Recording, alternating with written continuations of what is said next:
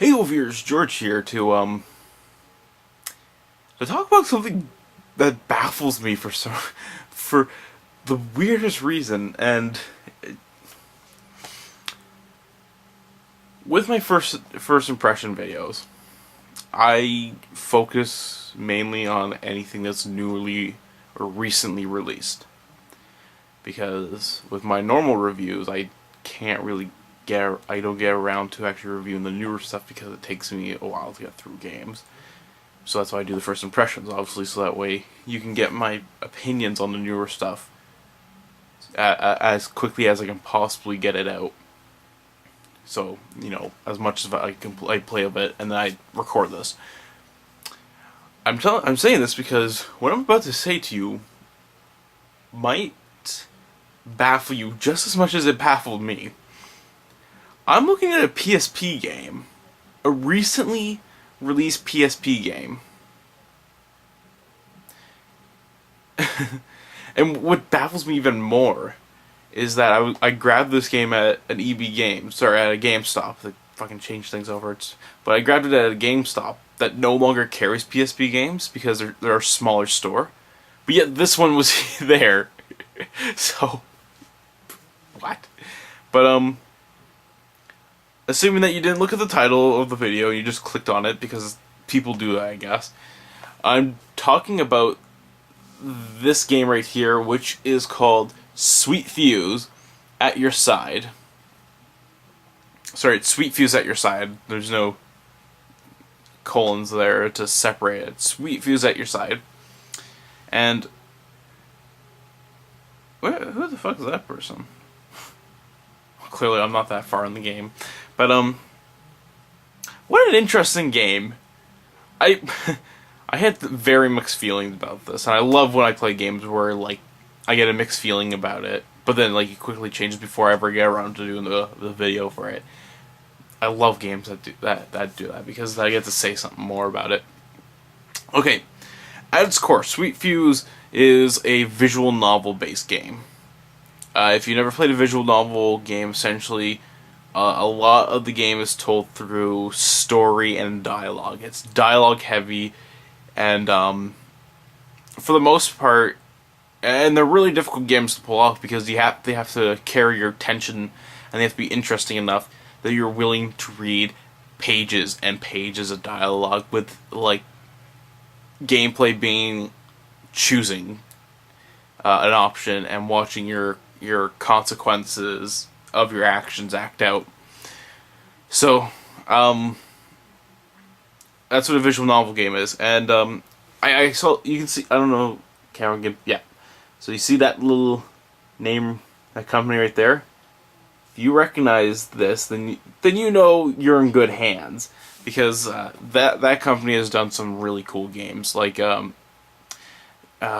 last Virtual Life or whatever, and 9 Lives, 9 Doors, and 9 People or something like that.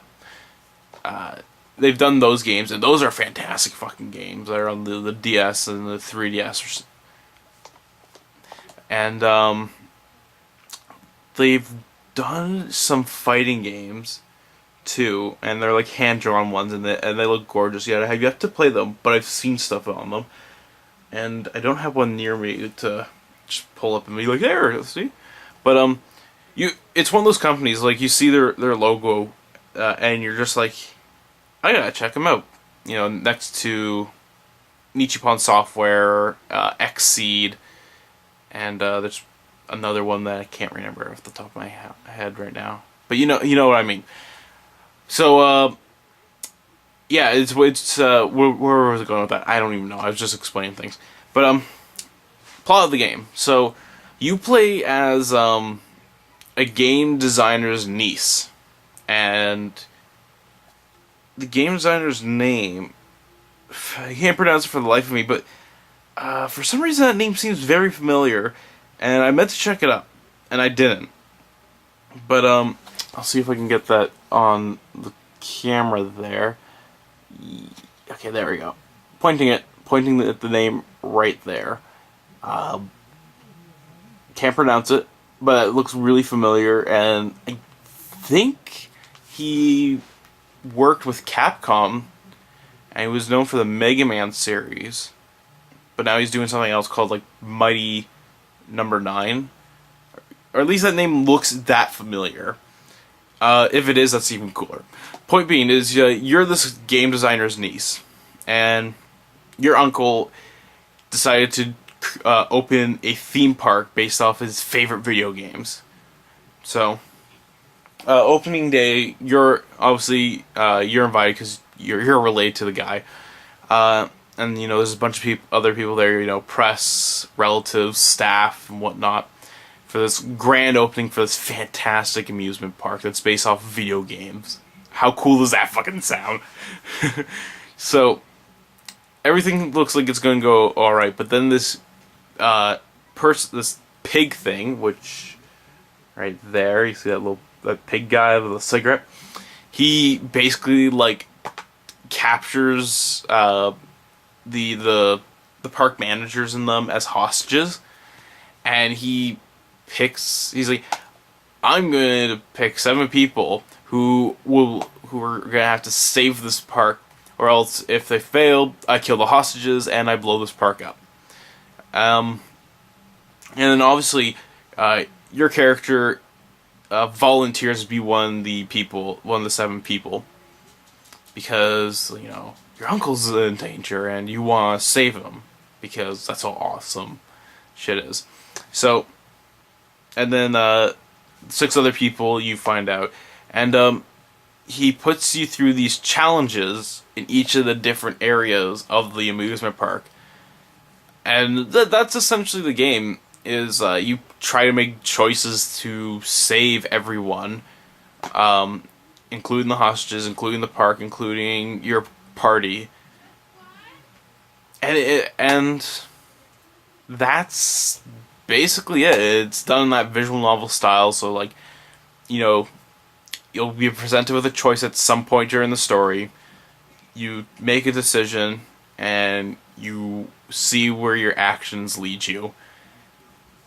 Now, at first when I was playing this game, when I first started playing it, I got bored of it really quickly, because the opening of it is just very heavy with dialogue before like your first decision comes up, and it's such a minor decision that it doesn't really mean anything. It doesn't really affect anything, and then it's a long while after that before the next decision. That's when you start doing the challenge, and right after that, it just sort of gets better, because like it starts opening more options up for you to do, and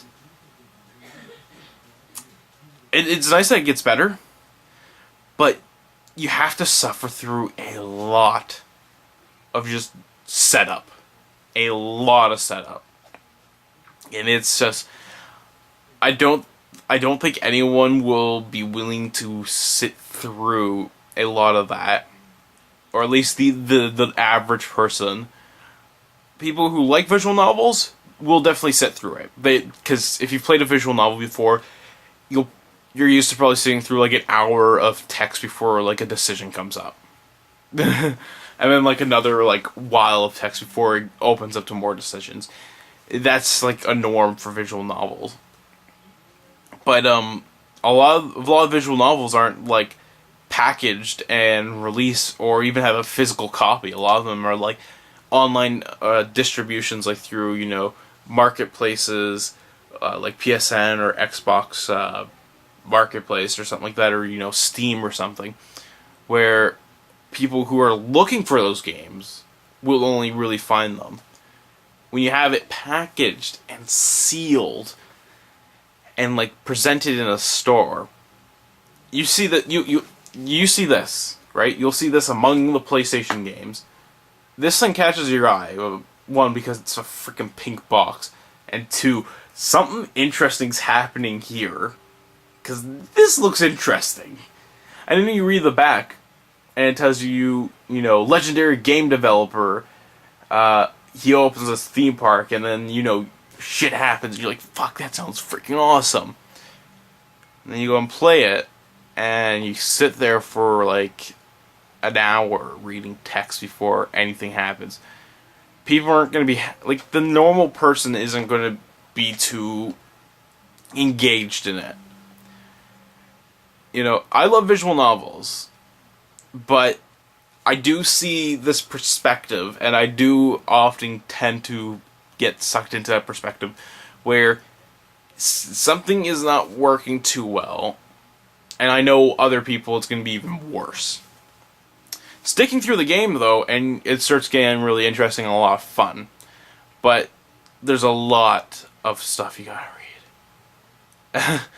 So, that's one of the biggest hinders to the game, is that it was designed for people who either A, like the company that made this game, B, who really like visual novels, and that's actually it. Because that's what it was designed for, that kind of audience. But there's nothing wrong with making a visual novel and having a lot of decisions for, you know, the average person to get them interested into the visual novel genre. And it's especially so when you package and release your game in a store, that you sort of take on this role of trying to also get people who are like casual or like not into this that kind of the visual novel genre, that you have a bit of a duty as well to try and also take in the new people to it, especially when you come up with an interesting game like this, at least the concept wise. So a bit of a hindrance there, and forewarning, you know, if you're interested in trying to play in this game, be aware that there's going to be a lot of dialogue before it starts getting good. It's like one of those things, but once you get past the first hurdle, that big long ass hurdle, it gets a lot of fun. Anything else I have to really talk about?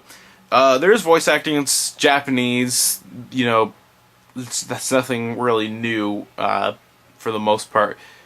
So, if you're one of those people who really like the English dubs, you're not going to get one. Still works. I mean, you can still tell, you know, emotion and inflection. As far as I can really tell, it's good. It works. That's all. Other things I have to mention. In terms of interesting things that this game does for the visual novel genre, is that there is this kind of Phoenix Wright-esque bit that happens. At certain moments in the game, there'll be a point where everyone's trying to, you know, decipher a puzzle or try and think around the box or something like that. And what happens is you go into what is called, I think it's called a fuse mode or something like that, where your character goes over everything, and there are certain things within each of the paragraphs that are highlighted, and you have to pick 3 of those, and you want to try and pick the one that matters. So you basically get like 3 attempts to try and figure out which is the one that is important, to trying to figure out the whole thing. That's its biggest difference so far, at least. You know. Does it work? It's actually really interesting. I mean, like, it feels very Phoenix-esque, right, where you have to sort of, like, cross-examine things. But, like, you only have so much room to work with. Other interesting thing that the game does.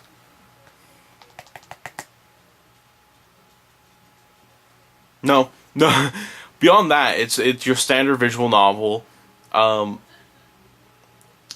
It has a bit of a humor to it, and whatnot. I mean, like, the first place you go is an RPG themed area called Samurai Fantasy VII, and that's like the closest it gets to making a Final Fantasy VII joke reference, because the rest of it's just like original stuff, as far as I can tell at least. I don't know, there could be a Samurai Fantasy game out there that I've never heard of. Could be this guy's favorite fucking game. But yeah, it just in most cases it feels like a dumbed down, and I really put those in quotations. I'll explain that in a second. Like a dumbed down version of like 999, 9 lives, 9 doors, and whatnot.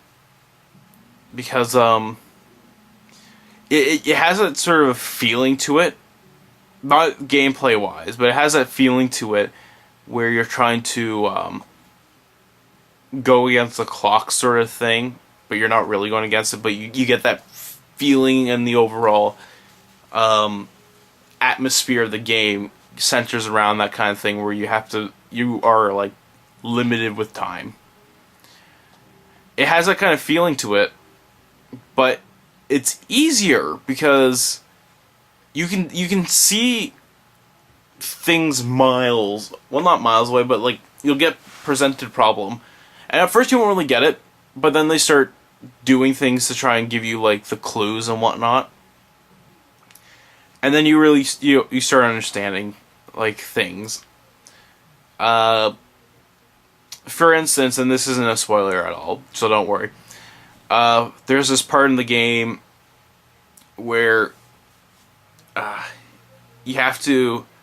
It's always complicated to explain because but anyways, one of the characters who's representing the warrior character, which ends up being you, has to put the sword in to this statue, and for some reason they don't fucking figure that out, and there's like these cutscenes, and you're just like, I know what to do. I know why you guys fucked up on it, and I know what the right answer is. I have to put the sword in, I have to touch it, because that's the right thing, because my character is representing the warrior.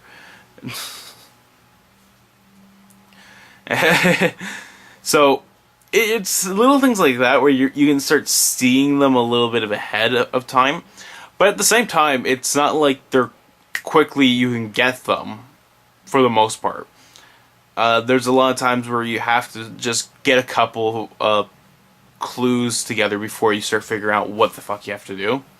And then for even then, at the most part, it does it on its own. You just have to read a lot of text. So, overall, out of all this confused jumble of a mess of what I was trying to talk about, is it worth trying? Yes, I would definitely see if you can somehow get a try on it. Maybe your friend might have grabbed it because they're into the stuff, and you can just be like, hey, can I check that game out? And they'd be like, totally. You can check it out anytime you want, but you may never leave. Would I recommend buying this game? Only if you like visual novel games. Only if you like any of the other games that are quite similar, that this company has done that's quite similar to it. Casual person who likes, anything other than visual novels, probably not a good thing to start off with. There's other games out there, visual novel wise, that would definitely get you into the genre better. But at some point, definitely give it a try. It's a good game, it has a great concept. Just that first long hurdle of going through a lot of text before you really feel that you're contributing to the story, you have to get through. But once you get past that, you feel like your decisions actually start mattering, because you can actually start making decisions. So with that all said and done, until next time, keep on gaming.